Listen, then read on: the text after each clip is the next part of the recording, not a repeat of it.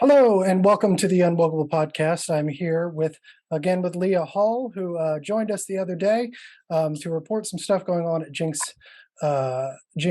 Public Schools, and we are here for an update to see what has happened and what is going on in the process. As we know, Leah put in a police report with Jinx PD and was kicked over to Jinx resource officers with the school. And since then, Leah has had a meeting with some of the Jinx administration, and we're going to get that update and see where things are. Be- if you, I have to say this, but if you like the content we're bringing here, the information we're bringing here, please like and subscribe to my channel, comment on the video, share the video, and so we can keep this information coming to you all. So, Leah, how are you doing today? I'm doing well. How are you? Doing good, doing good. So let's just recap right now where why you came in, why you came and talked to me, and then we can move into what's happened since our last conversation. Yeah. So we met, I think, last Thursday and did a show together. And we were discussing um, articles, research projects, a school project done by some outgoing sixth graders that were given to incoming sixth graders. From this point on, we're going to refer to them as Google documents. That's what John and I will be referring to them, because that is how they were transmitted to the incoming sixth graders. And we'll go into a little bit more detail about this, but I think it's really important that we don't always accept the terms that they're giving us, as school administrators, school teachers try to redirect storylines and create a narrative. So from this point forward, we'll refer to them as Google documents because that is how they were transmitted to the incoming sixth graders. But those Google documents, I had some issues with them as a parent, and it was Okay. concerning. Yeah, let's just outline again, what were your specific issues? What was the content of these documents that were given from current sixth graders to fifth graders that will be sixth graders come the fall of 2022? What were the exact issues that you had with, let's just stick to the two that gave you the most concern. So the two that gave me the most concern, and as reported by my daughter, and the words that she used was she was given access to a Google document over LGBTQ, and also over one that she referred to as sexualism. And both of those, as I reported in our last podcast or video, that those two contents and topics are just not something that I want my child to have access to at this time in her growth and development. Okay. And nor do I think that it's appropriate that those things are shared peer to peer or teacher to student. I don't think that those things are appropriate to be happening in a public school setting. Okay. Do you know any of the details at all about the documents that I don't know that we got into that too much. I know that your daughter had said a couple of things about them, but do you know any details about what was in the articles other than the use of those words? So my daughter was able to report that the LGBTQ article seemed to be a little bit more of an opinion piece written by a student, in the sense of, why don't people like this? This is something that happens all the time. These are the type of varieties underneath the LGBTQ umbrella. And why can't people just accept what's going on? The sexualism one, she can't really put words to it because I don't think she quite understands what she read. And so Right. she just keeps saying it was about sexualism, and I don't really understand what that means. Right. Okay. And so in terms, it was obvious from what you got from your daughter that these were probably not school appropriate. Yes, And from yeah. and and the other part of it is that this was part of a classroom assignment, right? Yes. Given from a teacher. Okay, they were told to pick topics, right? And so it was a research-based assignment where the students would pick a topic with the we're assuming that the teacher would then approve the topic. Then the student would research the subject and write something that would be given from the sixth graders to the fifth graders as they sit now. So this is I think the issue here is that I just want to outline this correctly so everybody understands is that although there was information passed from student to student via a Google Doc, right? That there was to be teacher oversight from the beginning of the process in the picking of the topic, and then over the course of the writing of these research topics in the Google Docs, then to be passed to other students. And so that is our issue here, and we're going to kind of flesh out some of the more details when it comes to this because uh, I have a concern just based on what I've reviewed that there may be some funny semantic business here going on with Jinx. I don't want to impugn anybody's intentions, but understanding that when you have administrators of schools or people who are employed by institutions as supervisors, and they encounter a process or a situation where people are complaining, it then becomes the operative job of those administrators, those people in charge, those supervisors to protect the institution, to protect the teachers, to protect the institution, even in a school setting, because bad press is bad for schools, right? And that's kind of where we're sitting right now. And so uh, I believe on Monday you had a meeting with some of the administrators, and before we get into what we have to present, just give me your kind of basic outline of what happened in those meetings and what you got from them. So, yes, yesterday, which was Monday, May 23rd, I met with the principal of Jinx West Intermediate, Michelle Sumner, and I met with the assistant superintendent, Suzanne Lair. And they explained that the project came under the guise of Jinx Wild, which is a small event that happens at the end of the school year where there's outdoor activities and then indoor activities. So some of the students are outside doing outdoor activities, and then when they come into the indoor activities, and part of the indoor activities was the access to these Google documents, which the school calls them now student-led research projects. The children could basically sat down at their computers, and then they had access to a plethora of student-led research papers that they could pick and choose through this Google document to open and read. And so all the children are sitting around and just choosing articles in which that they can read. And again, two articles that came to my attention. My daughter mentioned a few. There's one about Big Bang Theory, no problem there. A couple other articles that she didn't mention, but she really had no reason to because they didn't seem to cause her any alarm. Okay. But these particular two articles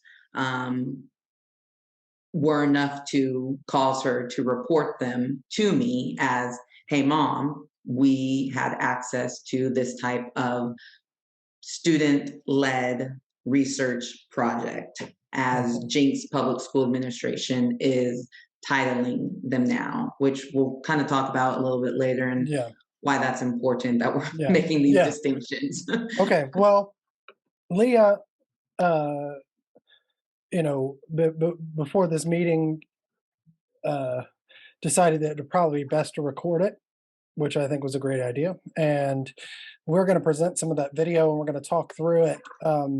Again, I think we need to underscore that this is not an attack on teachers or even the school in general, except that there are concerns throughout all of public schools right now that we have this kind of slow seepage of sexualized content and information going into schools that isn't just, that's kind of wrapped up in the whole gender theory, gender ideology, queer theory, and even critical race theory subset of information going especially into elementary schools. Okay, so because if you're fifth grade and lower, this is an elementary school, so your daughter's 11, 12 years old, and 10, 11, 12, it just depends on when you're born and all of that. And so these are very much still children, not even just in the legal sense of the word, but in the in the just common parlance of, you look at them, they are children. Okay, they're not teenagers who may appear, that may be ready, so that some may argue may be ready for more mature content or mature discussions. These are children. Okay, and again, the distinction, just sorry to interrupt, is that these are discussions that should be done at home. Absolutely. With the parent or guardian leading these discussions, not in a public forum, in a public school classroom or private, but not in a public forum. Right. And one more thing before we jump into the video is that I have a concern that the administration here is kind of using this distinction of, student-led projects, these words, as, they're taking the students and using them as shields for the district. Yeah. And it all flows to, okay, this is a research project. If there was research done, where were the materials gathered? Where was the research done? Where was the information gathered for these writings, research projects? And were they gotten in the school? And I think that's where we're going to find where we need some answers. We're going to start from the beginning and just kind of play through. We're going to stop and interject as we need to. And so Lee can explain, where we are in the conversation and what's happening. Okay, here we go. Oh, first, let's say there are three people in this meeting. One is you. Yes, and then one is Michelle Sumner, which is the principal at Jinx West Intermediate, and then Suzanne Lair, which is the assistant superintendent of Jinx Public Schools. They are both in this meeting with me. Cool. All right, here we go. Ms. Lair has been working this investigation while I've kind of been at Jinx Wild, so we've kind of been working in tandem. So do you want to kind of start off? Yes. So, and really the purpose for us to meet today is just for us to be able to kind of share a little bit about the process and about the investigation and our findings. So you're just not left hanging. So as the Senator said, we really do appreciate you alerting us and letting us know, because anytime there's a question or a concern, it's just nice for us to be able to have that opportunity to go and to try to investigate and find out what's going on. We are human and we make mistakes. We do our best to supervise, but there are times when, things happen and we need to be made aware of situations. And so such was the case in this, I think, with a couple things that I'll share here. So just to kind of back up for our timeline, Wednesday, you sent the email, and Ms. Sumner was actually at Jinx Wild. I don't know if you even knew that, but she was able to immediately shut down access to the student projects remotely. So we were very appreciative of that communication. And even though she was there, were they online or paper? So the student projects were in a Google Doc. Okay. So they were in a Google Doc that that some of the fifth grade classes had looked at that day. Okay. But not all. It was kind of a floating schedule, I believe. They were doing what we call Trojan Tough. It's an activity outside. And so when you weren't doing the Trojan Tough activity outside, that was an assignment that you could do. Okay. So it was kind of some had, some hadn't. So she was able to, immediately shut that down, and then she started investigating. Simultaneously, she called me Wednesday evening to let me know and alerted me, and so I saw your email then after she, called and said, hey, there's an email, and she was sharing that she was also sharing that she had shut down the access to the projects, and then they would be investigating to try to find out, what was going on. And so then Thursday, and I'm just backing up, this is like a routine just for us to kind of share our steps in the process.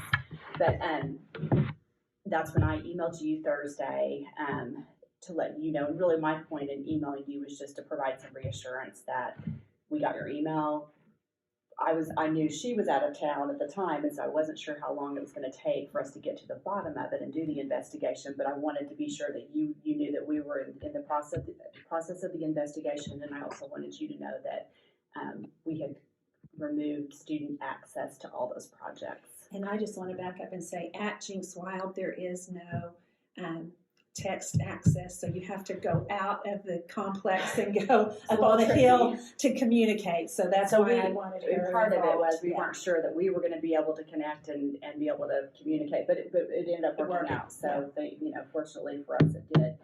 So that same day, Thursday, Ms. Sumner was able to go through and review projects and located the two projects in question. There were three projects in question that you had alerted us to.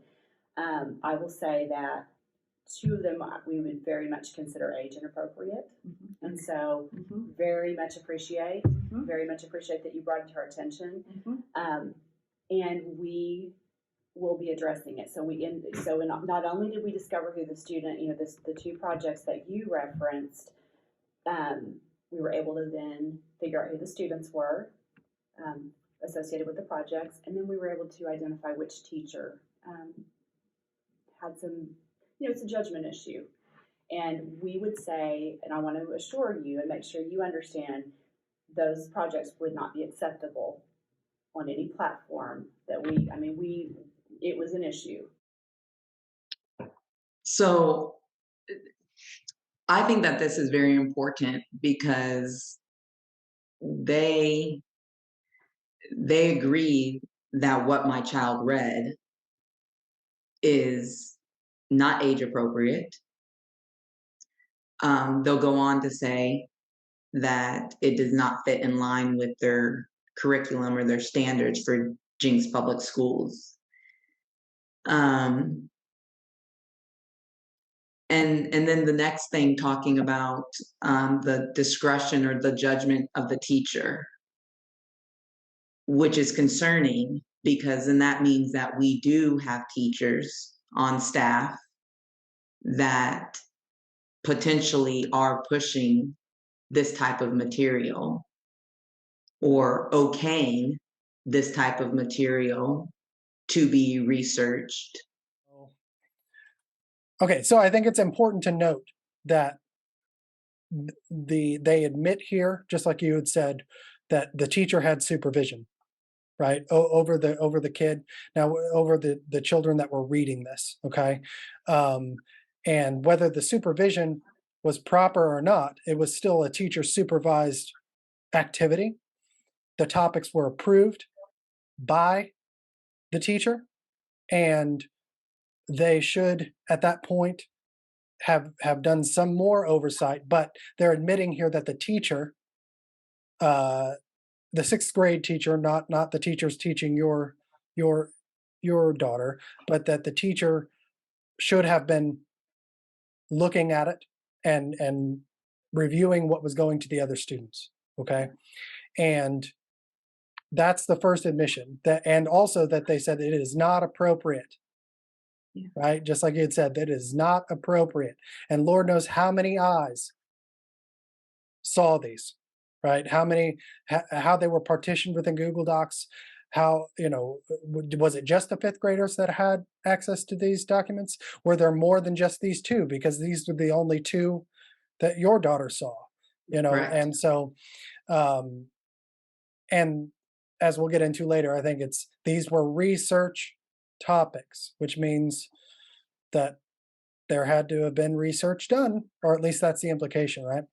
Okay, so they have admitted that the material was absolutely not appropriate for school and for these eyes to be seeing and reading, right? Yes, Good to move? yes, We are going to be addressing that from a personnel standpoint, and obviously that's a confidential kind of situation, but you have our total assurance that we will be addressing that. Okay, so did you ever get the name of the teacher that they were going to be addressing?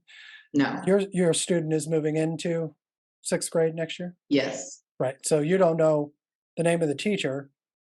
You don't know how they're going to be addressing it, but they've admitted that there was a problem, right? Okay. Yeah. Okay. We are, I will say it again, we're human. We are in that position of supervising people, and, you know, as much communication that I know was done about expectations, about this, the whole process, this project that students were developing, you know, occasionally people act outside of that, and they sometimes have, you know, different perceptions or different, you know, there's sometimes just things that we have to then go back and address. But, you know, in this situation and most others, parents are so good about reaching out and saying, hey, we've got a problem here. And I appreciate that you did that, because it gave us the opportunity to turn it around. Okay. So also they're saying that the teacher acted outside of. the preview of, I mean, they're not, what I would say, Jinx is very big about, you know, standards and a framework, but they're in my mind, they're admitting that this teacher has acted outside of Jinx standards or the Jinx framework. Right. Well, and that the material which was produced under the supervision of the teacher with the approved topic of the teacher was disseminated from that student to another student, right? Okay. I know Ms. Sumner wants to be sure and share with you regarding your child's teacher, Sophia's teachers. Yes, that was not. So, okay, so my first question was this a teacher-led project? With some open-ended brainstorming. So students chose topics. Okay, and then were those topics okayed by the teacher? They should have been. And that's where when I was Okay. describing discretion, I was describing there were many conversations and many meetings that took place leading up to this, that very clear expectations were given to teachers. In this situation, there was either there was just not good judgment, or as Ms. Sumner was sharing with me earlier, students had access to do editing up until a certain period of time, and so whether there was an initial approval and then the students went back in and edited, we need to get to, we will dig a little further and get to the weeds of how we need to address So that. my second question, were the students, not my student, but the outgoing 6th graders, were they able to work on this project at home in school, or? Okay, real quick, let's just address, because what's coming next is something we're going to have to dig into. But so they admitted that the topics, they didn't admit that the topics were approved by the teacher, but that they should have been, right? And so there's the strong implication that they were approved, Yes, right?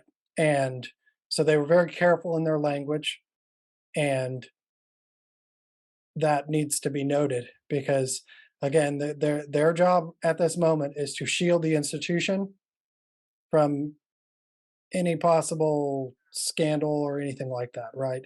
And that is understandable to an extent, right? But they're doing that while not giving you very much information at all right. as to what was seen by your student, right? Yes.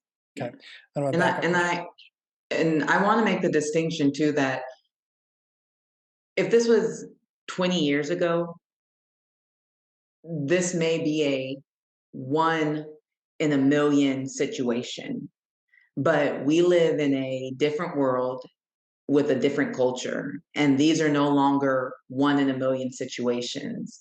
what we talked about on Thursday, there is a specific, as John said, long march through the institutions with a specific agenda at play. And so the concern is at what point are our children no longer protected inside the walls of a public school for 6 to 8 hours a day, Right. while parents have no recourse or even an idea of what is happening and what they're learning or the resources that they have access to.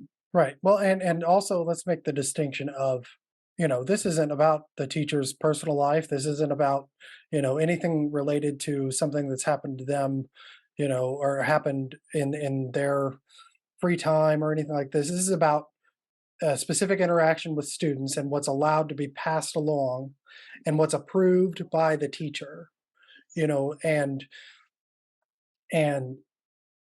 there's been many instances that we've seen over the course of the last 2 or 3 years, especially, where materials are at school and available to children, designed for the student to grab a hold of and use and adopt and all those things that we believe, that most people believe, I think, that is just not appropriate, especially for 5th or 6th grade students. All right, so I backed it up just a little bit because what we're going into is gonna be kind of the linchpin of what we're talking about in terms of this episode, and what we're talking about. So Whether there was an initial approval and then the students went back in and edited, we need to get to, we will dig a little further and get to the weeds of how we need to address So that. my second question, were the students, not my student, but the outgoing 6th graders, were they able to work on this project at home in school or in one location only?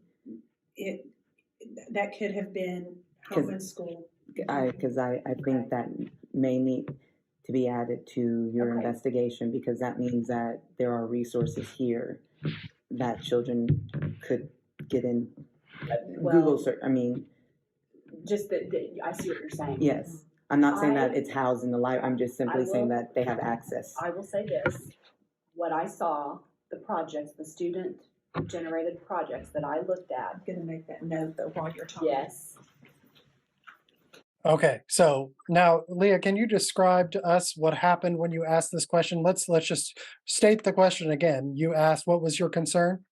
So my concern or my question was, where were the students allowed to work on this project essentially? Was this a take-home project, or was this a project that spanned a couple weeks and the students had the ability to work on it at school? And I think that that's very telling, because then that gives parents or guardians or advocates an idea of what type of material our children have access to, because Right. that means that there are either books, or they have the ability to search these things on the internet and research, that's what they're calling them, research these things and then complete a research project. And then that gives us 2 other things, or at least 1 other things, and that means that there's sources Mhm, that were cited mhm. if you are teaching a research project. Right. And they'll kind of go into that a little bit later. So what was their reaction? Because we can't see them in the video, right? So what was their reaction? They were visibly shaken by that question, Right. because I think that that speaks to the truth of the matter. What we're all trying to figure out is what is happening inside the walls of public schools when once we drop the kids off, what is Right. actually happening? Right, and I think you can hear that in their voice here a little bit. It's that they were kind of sideswiped with this, Yes. because again, the issue for everyone here is, if these were research projects, that means if you're teaching proper research, even at a 6th grade level, you're teaching them to cite sources. So if they say something, they need to cite it, or at least put it at the bottom, this is where I got this is where I got that. So the issue becomes, the topic was approved at school by a teacher, then then there's research. Was this done at school primarily? And here's the other part about it, is that where I think we need to dig in is their IP address information within the Google Doc. So if the student got on to their account and started editing a document, there's an IP address related to that. So if there was research done, were they using materials at the school, concerning LGBTQ or sexualized material, were those materials coming from the school themselves, or did they go home and search Google and then put this in? And I will say this, almost all students now have like a Google Pad or something like that they bring back and forth. So it's not unheard of that they could be doing some of this at school or at home. But it sounds like it was primarily done at school. And that's some of what we need to get to the bottom of, because if they were accessing materials at school, we need to know what those materials are. Right? Okay, I'm going to back that up and just let us hear it again, and then we'll move forward. May need to be added to your investigation. Students, not my student, but the outgoing sixth graders, were they able to work on this project at home in school or in one location only? That could have been home and school. Because I think that may need to be added to your investigation, because that means that there are resources here that children could get in Google search. I mean, just that I see what you're saying. Yes. I'm not saying that it's housed in the library. I'm just simply saying that they have access. I will say this. What I saw, the projects, the student-generated projects that I looked at. I'm going to make that note, though, while you're talking. Yes. It was not clear. I want to be careful how I say this, but it was not clear to me that there had really been any research associated with it. Okay. It looked more like a thought, like the student-initiated thoughts. Okay. But I'll just I say do that. appreciate that Yes, resources. and we do have safeguards in place for that, but again, that's where teachers have to closely supervise what's happening in a classroom. And I will say, I think for the most part, that happens very routinely, and our teachers take things so seriously. I hate that this happened, and it shouldn't happen. And I agree with you wholeheartedly. I'm a parent. I'm a parent as well. I would have had the same reaction that you had to seeing my child coming home and reporting what Sophia came home and reported. Yeah, because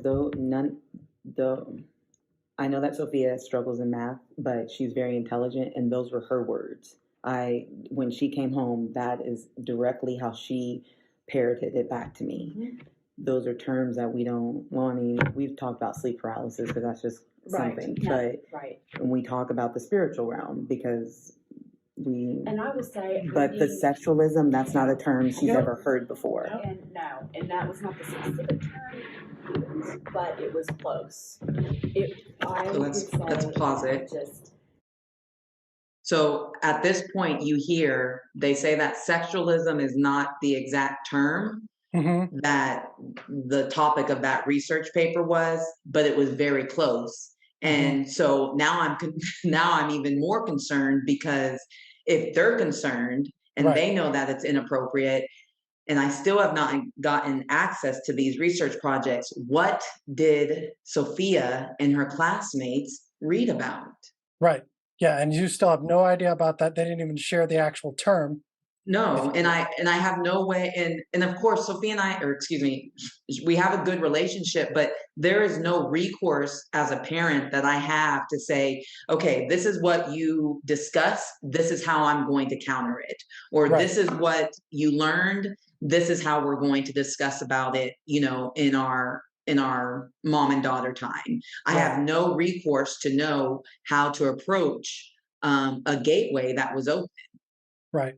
And they seem to be very careful about not giving you any information as to what these things are. And I think that's addressed here as we move forward as to why.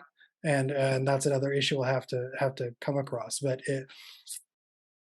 And I think it's also worth mentioning that one of the things you had an issue with, was a sleep paralysis issue that it turned out to not, according to them, turned out not to be something to be worried about. Sleep paralysis is something that happens. You've done some research that there could be some spiritual implications to that, and it's why it maybe raised a little alarm for you, but this is not the subject of what we're worried about, because Right. sleep paralysis is real, and A whether natural that, phenomenon. right, Yes. yeah, and whether that's induced for other reasons, that's not the issue here. Okay, Right. so I know we've had some comments about that in the feed, but we're not saying that that's a bad thing specifically at all. The issue here is the sexual topics. But I think another thing to note here is that they were willing to share the specifics about that article with you because it wasn't a problem. Right. And they're avoiding sharing specifics about the other articles with you because they are a problem. Yes. And they've admitted that they are a problem. Yes. So let's go ahead. We would not ever And approve Ms. those Hull, you probably projects. know, even with our developmental films, we ask the parents Yes. to be our guide on that, Yes. or accept or decline. And that's just not who I know you don't know me from Adam, but that is just not who I am. So then my next concern is what am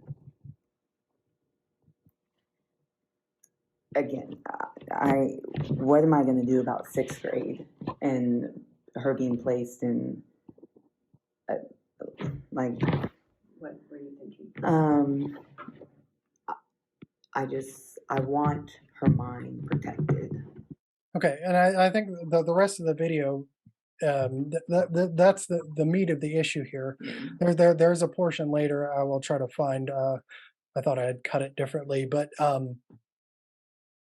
that they state to you that they can't share the video with you, or no, they can't share the documents with you because it would be a FERPA violation or an Open Records Act violation, and that is a concerning issue here because, again, they had no problem giving you details about the sleep paralysis video, I keep saying video, but the sleep paralysis writing that was given, but they're avoiding giving you any information about what you're actually concerned about. And they say that they can't share those with you because you asked for them, right?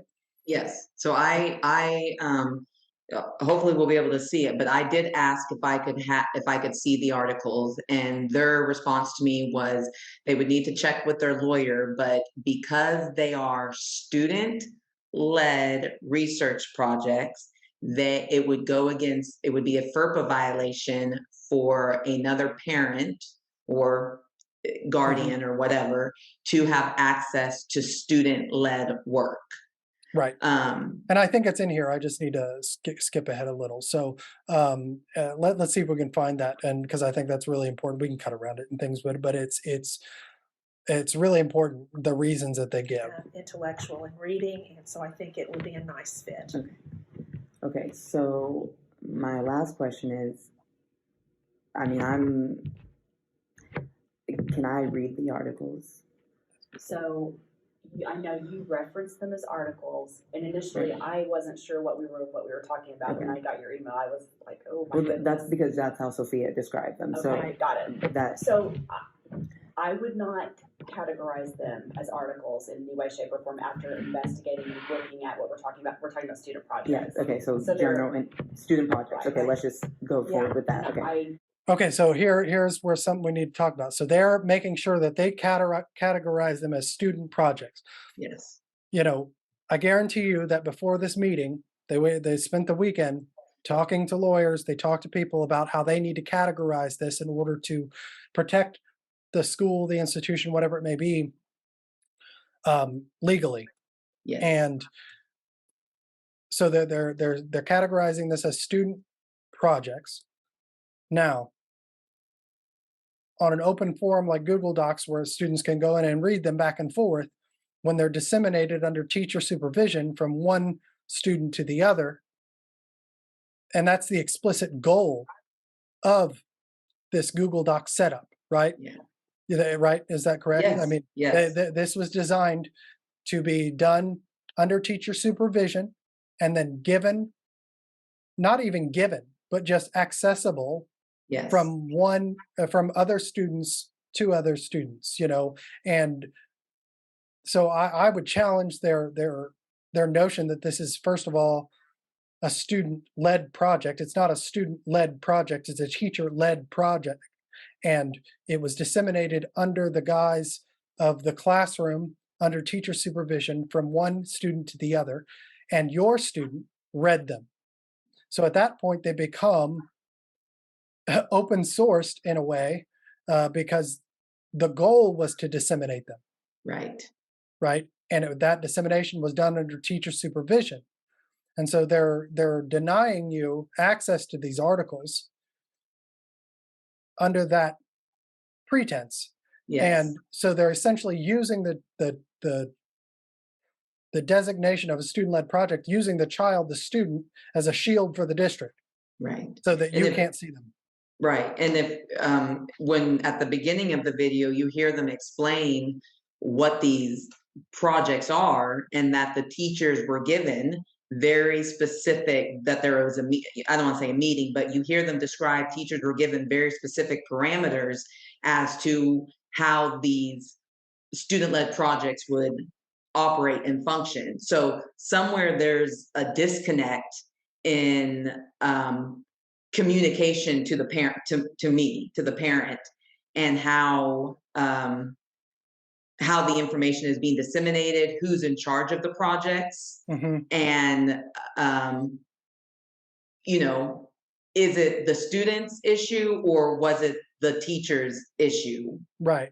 Well, and I think they make it pretty clear at the beginning that this was a teacher issue. If they Right. are going to be addressing the teacher in terms of, you know, any type of discipline, I'm not saying this teacher needs to be fired, okay? Right. Because that's the other part of this, is that, again, we're not attacking the teacher. I don't know the teacher. I don't like assuming intent, Right. but we know that topics were chosen. We know that the expectation was that the teacher approved it. So we must at least imply or assume at this point that the teacher did approve it. Right. And then the issue is where they got the materials to write the article to be passed to other students. Right. But it's not about going after the teacher. It's about now the administration using the students' work, claiming a FERPA protection to not show you what your students saw in the classroom. Right. Now this becomes muddy water, and it seems that we're dealing with a little bit of legal jujitsu here, even, and they're going to push you towards accepting that because that's in the best interest of, you know, of their jobs and their institution at this point, right? And I think you address a little bit of that as it goes on. So hold on. And so you're asking if you could have copies of or access the projects. Yes. Okay. My thinking about that would be, and I would need to check with our attorney, but I believe it would be a violation of the Open Records Act, and here's why. Because it is associated with an individual student, it would be like me sharing Sophia's I understand. writing or Sophia's project with another parent. I understand. And So my question would be, does the parental bill of rights not supersede that because it was a type of curriculum? well, curriculum would be more like what is being taught versus what the student, in this situation. The curriculum in this situation was research skills. Right. Okay. So So- it really wouldn't fall Okay. into that category. And it, Okay, so first of all, they're saying research skills. Okay, that means the base of research is find a source, cite the source, gather the information, put the information into a writing, cite it, make sure it's correct, and then write the article, right? Or write the thing. So there's that. But they're also saying here, again, that they are using, because they could give you the article without the student's name, Mm-hmm. right?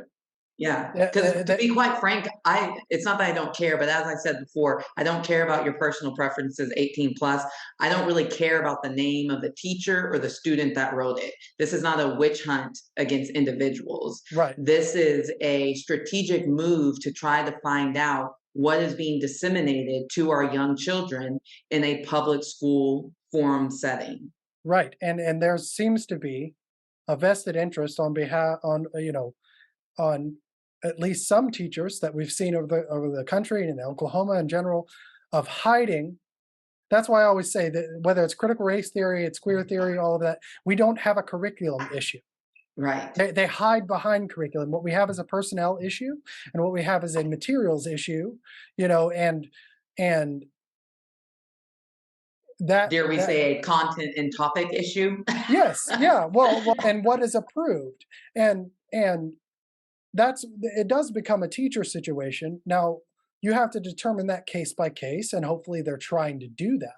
But this teacher, if they did approve the topic and say they did go in and do their job and read it, and it was a lapse of, they said it could be a lapse of judgment or negligence discretion. or discretion, right? What's informing that, right? What's informing that judgment and discretion as to what is being covered in a classroom, and they seem to be hiding behind. I don't think this falls under FERPA, and I'm not a lawyer, okay? But since Obama, especially, there's been wide latitude as to what falls under FERPA, especially in a public school setting, right? And it's different when you get to the university and you're talking about, adults and things like that.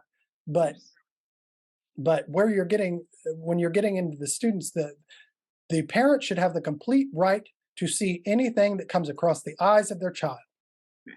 Period. And if we don't, then we need to change that. But it sounds like you probably do, and they just desperately do not want you to see what was in these articles, because they've said that it would absolutely not be appropriate for school. Right. And they even said that it wouldn't be appropriate for their children. You Right. you hear them, they say as parents, as educators, they would have had the same response. So again, an alarming reaction, because then what did our children or what did my daughter read? Right. Yeah. And you still don't know. I mean, you still don't know, and they won't share it. No. I believe it would be a FERPA violation. Okay. So, But I can tell you that piece, those two pieces, and the third about the sleep apnea. It's not sleep apnea. It's I'm sorry. paralysis, Sleep yeah. Sleep paralysis. Yes. I'm sorry. I was confusing that term. But that one, in looking at what the student generated, I know there's more associated with that topic that can be concerning, but what I saw that the student generated was less concerning to me than the other two. But again, all of them have been removed. Yeah. So the sleep paralysis is not necessarily, how do I say this? Sleep paralysis in itself is a common phenomenon. Right. My concern would be, in my research as well, Jay, we really appreciate you coming to us. Okay, so right now, the articles have been removed. No one, or the project, Projects, the correct. student project And research. they corrected you again there. So anytime you Yes. call it an article, they're very quick to say it's a student project, And earlier she said, well, we'd have to check with our lawyer. There's no way they didn't check with their lawyer before they walked into this meeting. Right. And not if they're worth their weight in salt as administrator. It's a standard practice. And they had all weekend, not to mention the morning of and all of that. So, and there was a police report filed with the resource officer in the school, right? So they checked. And so that's also what gives me pause here, is that they're kind of feigning you to say, oh, well, we'd have to check, we'd have to do that. No, they're walking in with what I think the reason you caught them earlier with asking where this material was researched and where the work was done was because it's something they actually didn't go over with their lawyer. Right. And so this is stuff they have, and they keep correcting you. They keep correcting you because they can change your language on the subject. They can get you to accept the premise that this was a student-led project when it was not a student-led project. It was a teacher-led project with teacher oversight that was disseminated to other students. It was disseminated to other students. Let's see what we have the rest here. Have been removed. Correct. There's no access to Correct. There is no access, and there will not. The activity has been suspended. Okay. So there is no worries. It stopped the minute I got the email Yes. from you. Okay, and then I'm sure you guys are aware I filed a police report with JPS. I did know that. Okay, I didn't know that. Yeah. I'm not on social media, that's so I okay. don't know any of Well, that. it's not social. Okay, so hold on a second. I just had to point this is secondary a little bit, but you never said anything about social media. All you said is that I filed a police report, correct? Right.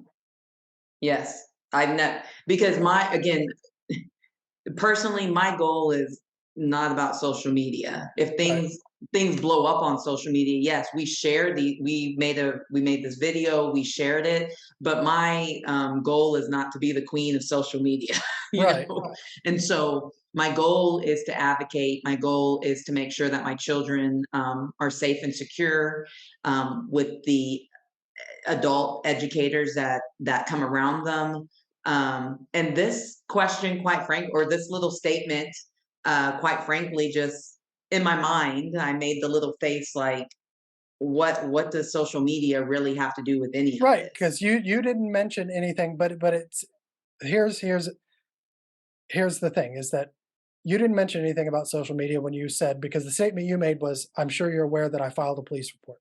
Yeah, Of course they would be aware, hopefully, because if they're digging into this, you did it on Friday, the day before. This is a Monday, right? So there have been 2 to 4 days total between when you made the police report and when you're having this meeting.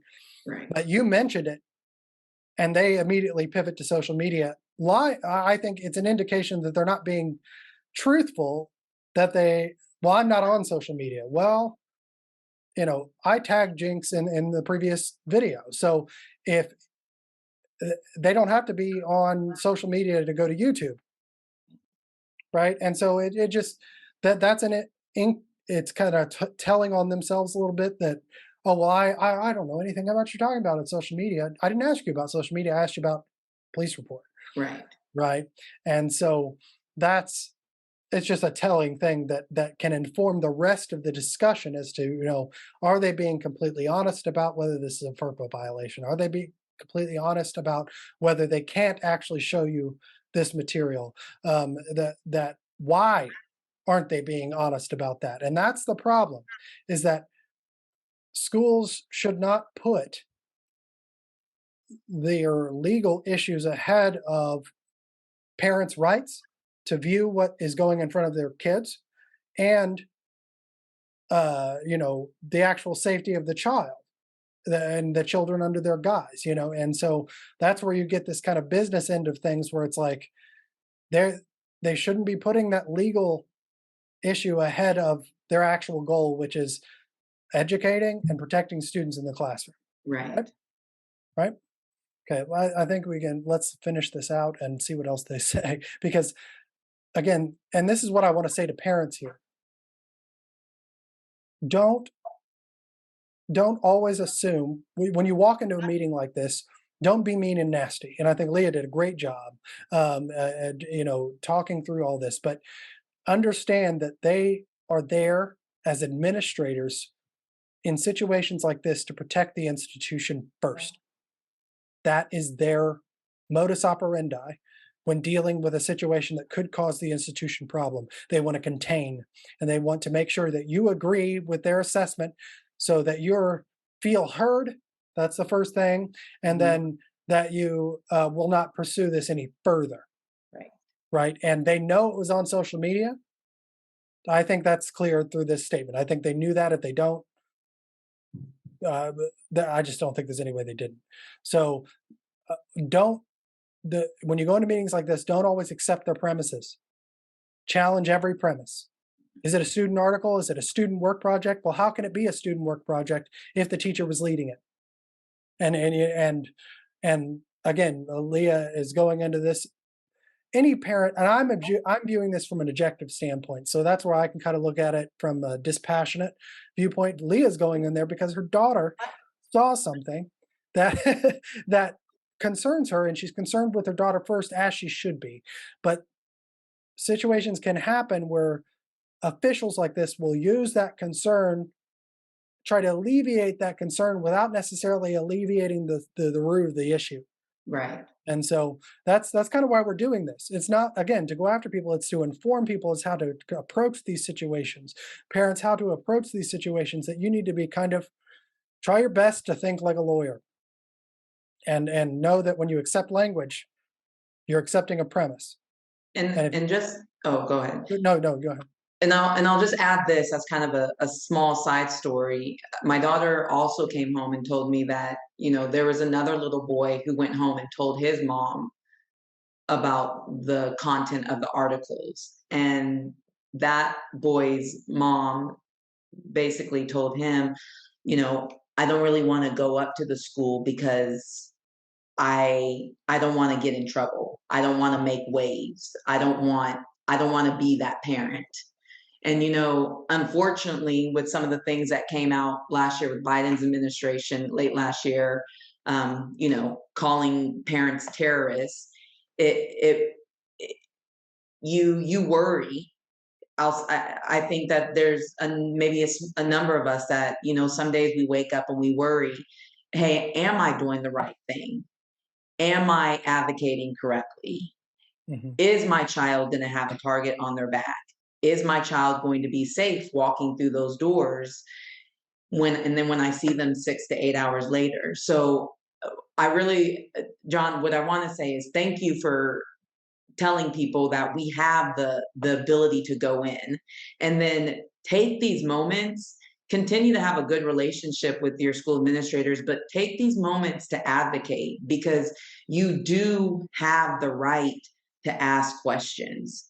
And not necessarily it's okay to be wrong, but I'd rather be wrong. My what I wanted to happen was that they tell me that there was nothing in the articles, and that I was my assumptions and my perceptions were wrong. I really actually wanted them to tell me I was wrong. In some ways, I did want to be right, and unfortunately, in this time, in this sense, I was right, because you hear earlier in the recording that even as parents and educators themselves, it's age inappropriate, and they would have had the same reaction that I had their children came home. And I think that that's very telling. Yeah. Well, and they call themselves supervisors, but how many classrooms do you have in a school? I mean, a principal can be one place at one point in time. Of And course. even if the principal has one viewpoint, the teacher obviously may not, Mhm. right? And so that's where, this all leads back to my overarching point with all of this, which is we've got to do something about these ideologies being implanted in teacher education programs, because even if a teacher comes into a school thinking that this is normal practice, Yes. because that's what they were taught, Mhm. and that's the ideology that they hold dear, and that's what they want to disseminate. You can have even an old school administrator that doesn't agree with that put out guidelines, and you may catch this one, but you won't catch the 100 others over the course of a Right. year. And that's where it gets really sticky.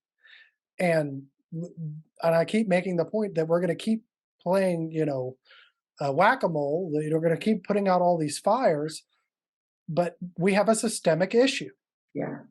and it has to be addressed.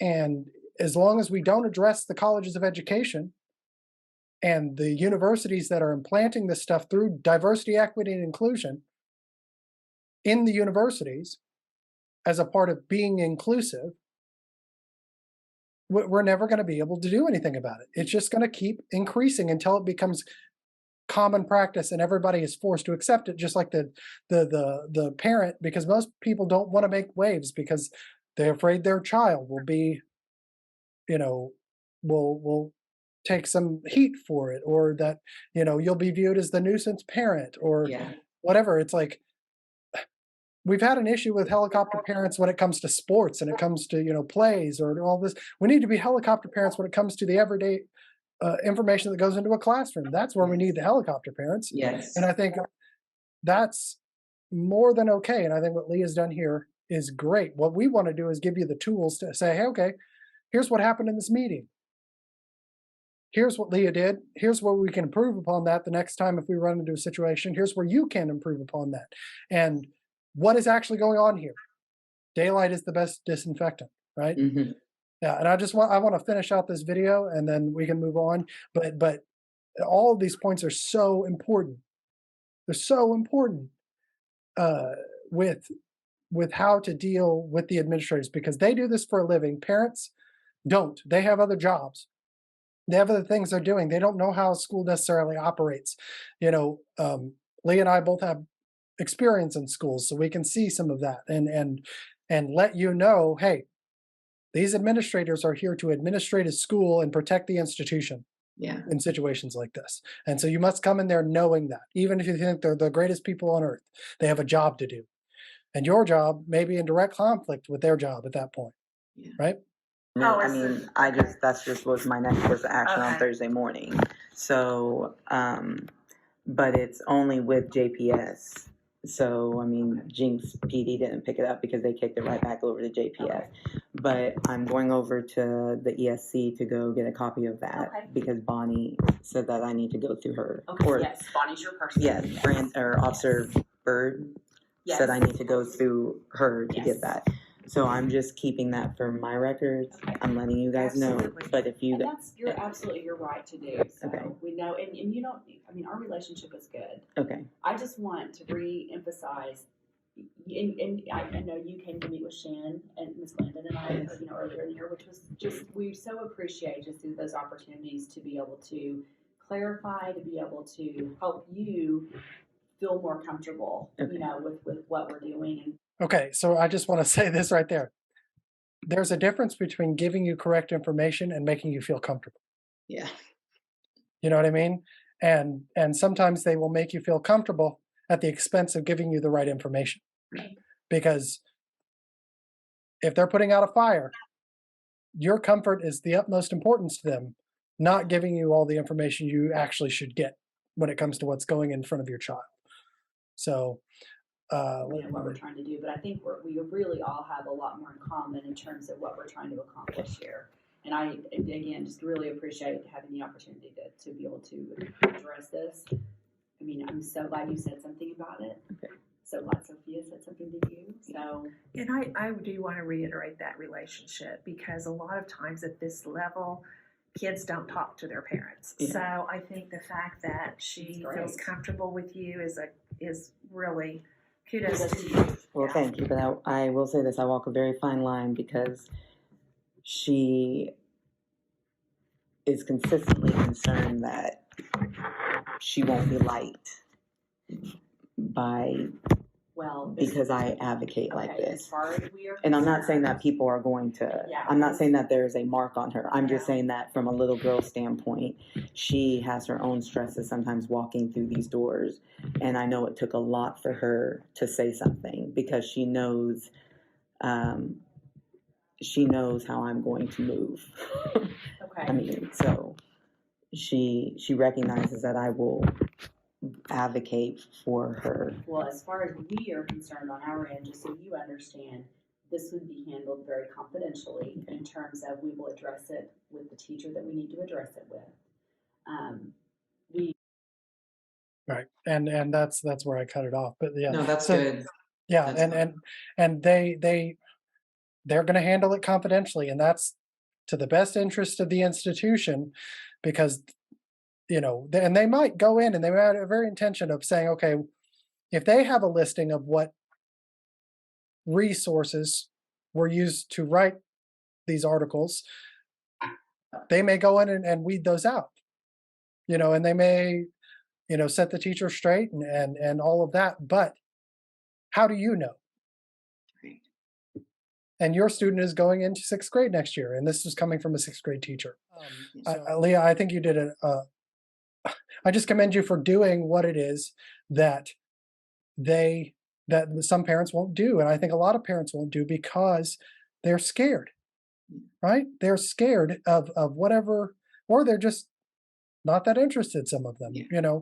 and I do want to throw up. We're going to throw up one last thing here, which is the police report, and I know that people are really interested in that.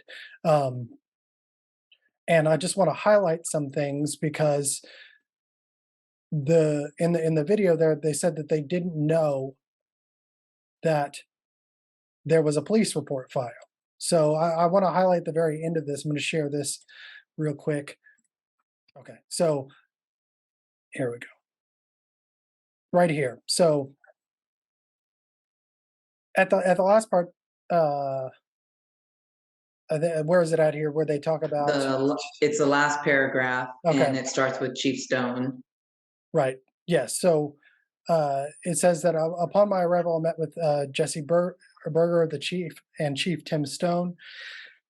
In the chief's office, I explained the content of the call, and he's talking about his call with you, and the complaint made by Hull, which is you. I told him I wished to file an incident report and wanted to facilitate some type of communication with the district administration. Chief Stone immediately began making phone calls to contact administration so they could reach out to Hull. Okay, so if the chief called the administration, which is, I'm assuming, the two people that you met with, then they did know that there was a police report filed. And so that, again, that's just indications here that they weren't being completely honest with you on some things, right? Yeah, and I also just want to, because this kind of bothers me. I don't know if you want to take it out or not, but I No, never you go ahead. referred to it as demonic curriculum at a Jinx. Right. You know, at And the that's in the beginning, paragraph up there where it says that Hull ended our conversation, but she was aware what was going on in the public schools and wanted to keep demonic curriculum out of Jinx. And so you're saying that you never said that? what I'm saying is that I'm not, you know, I don't want us to get tied up in a religious. That's what I don't want this to get tied up into. I don't want this to become some sort of spiritual or religious strategy. This Right. has everything to do with sexually explicit material that young children have access to. And so, again, I don't want this to turn into some type of religious or spiritual conversation when Right. the matter at hand is sexually explicit material that I still have not had access to. Right. And here's the thing, police are people. Okay. And I think we've all, you know, generally support the police and what they do. They're a great police. Most police are great, but they are people and they may have their own agenda. And when they write reports like this, they're putting in their own perspective on things. And sometimes that can skew how a report looks. Yes. And so I think, you know, when you had mentioned the sleep paralysis issue, your issue with the sleep paralysis thing is that there could be a spiritual aspect to that, and in terms of your beliefs as a Christian and things like that. But that doesn't mean that is separate from the issue of sexual content being placed in front of your child, Right. You know, and this kind of editorialization of this, you know, report, you know, to keep demonic curriculum out of Jinx. I think that's unnecessary, and I think it's probably a little editorializing by the officer who made the right. Because to be point blank, I mean, there was also an article on the Big Bang Theory, and that's not a problem to me. Those right.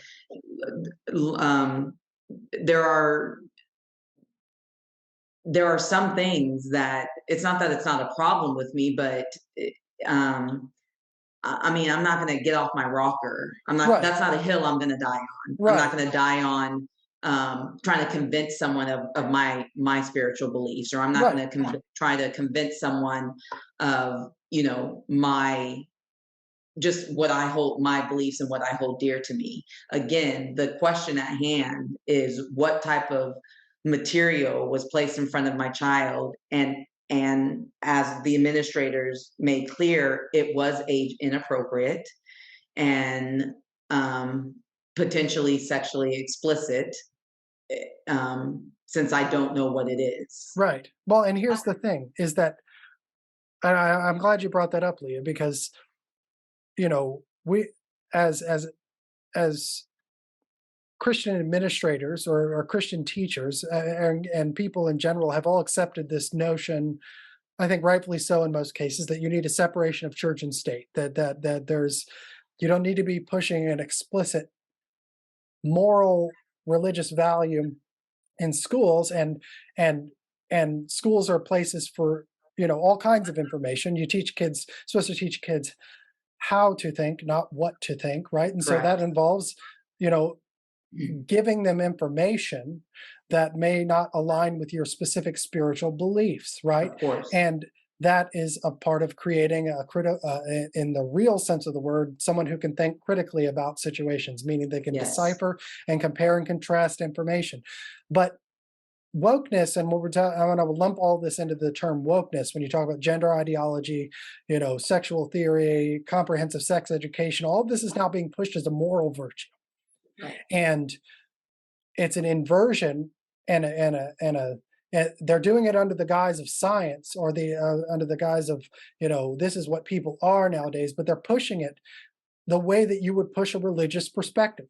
Yes. And so wokeness in general is being implanted into schools as this new moral virtue that in order to be a good person, you have to be what they call anti-racist, which is you have to then, the definition of that is you have to advocate for policies that explicitly are aligned with one side of a political spectrum. So that's your moral virtue. And your tithe then becomes your ballot box vote, or who you support and what policies you support. Well, it's the same with the situation when it comes to gender theory. Well, you can't be a good person unless you accept that there are 15 genders and anybody can go between them or whatever, that, sexual material in schools are just an extension of that. And that's part of moral virtue. It's not.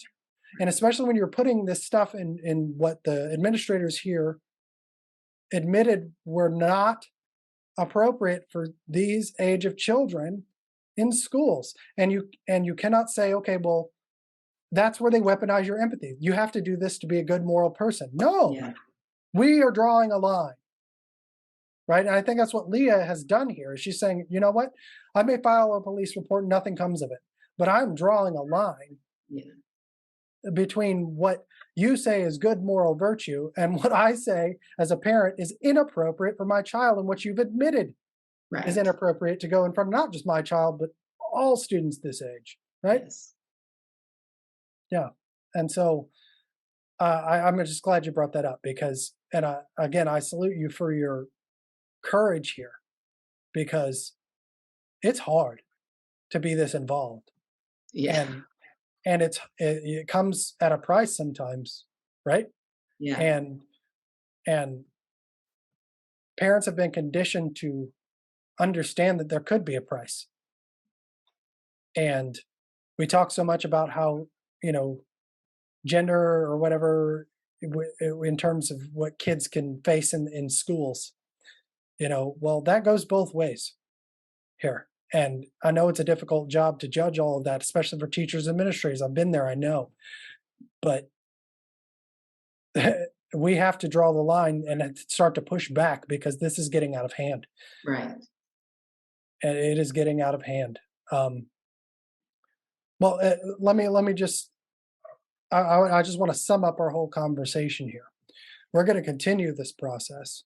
We're talking to some legal representation about, we think, and I think Leah thinks, she wants to get a hold of what this was in school, what the article said, and especially the sources cited on this issue, because are in these articles, and then that will lead us to understanding where those sources were gathered. And if they were gathered in the halls of those schools, there's a problem. And if Jinx is covering that up, that's a big problem. And the other aspect of it is, how you can best advocate for your child and get to the bottom of these issues, because they do get murky. Yeah. And they get, lots of lines are drawn, and you can be taken down a rabbit hole here and be made to feel comfortable with what they're saying, but get not very much information as to why they're saying it. Yeah. Leah, do you have anything else you want to offer? No, I just want to say thank you just for having me, and just allowing this platform so that we can honestly just help and educate other parents. Because I think what I'm hoping from this situation, I mean, I do want, there are certain strategies that I want to have closure on, but the goal is to make sure that, this is,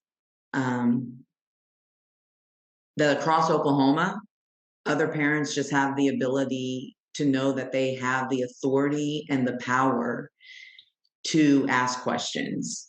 you absolutely have the authority and the power. And I want to go back to what you're saying. Don't get comfortable. Don't live in the uncomfortability. I would say that that's where I've kind of positioned myself, and it does take a little bit of personal. You just living in the uncomfortability can be uncomfortable sometimes, but Yeah. it's worth it. It's Yeah. definitely worth it. And Well, I think we hear that from the principal, how she says, you know, I applaud you for and commend you for your relationship with Sophia. And ultimately that's my goal, is to maintain, regardless of what happens, good or bad in her life, if she makes mistakes or if there's things that happen out of her preview and she has no control of, but to make sure that she, and I think all parents deep down want this and attempt to do this, but to be that advocate for their child, to ensure their success, not just scholastically, but through all portions of their child's life. right. Well, and see, trying to close this out, but I think this is so important because if you hear James Lindsay talk about these situations, the sexualization of children, and I'm going to take you down a little bit of where this philosophy and why we're seeing this in schools. You know, this comes from critical theory scholars that have a Marxist background, and it's a Marxist mode of operation to sexualize children in order to separate children from parents so they can weaponize the children as activists to go out and do the political work to create, whatever utopia they want to make. And that is very important here, is that what Leah is fighting against here when we're talking about the sexualization of children is that this is designed to separate your kids from you. Yeah. And so you going in and making sure that that doesn't happen is absolutely imperative. Yes. It's absolutely imperative that you don't allow this stuff to Ferment. infest the brains of your child, and then they end up coming out and saying, well, I'm non-binary and you can't understand that, and because you can't understand that, I can't trust you. I can trust my teacher at school, and therefore I'm going to do what they say because they're the good person and they say that's what is good, right? And Right. that's an immediate separation from the Yes. parents and from the older generation that you as a parent have the right to.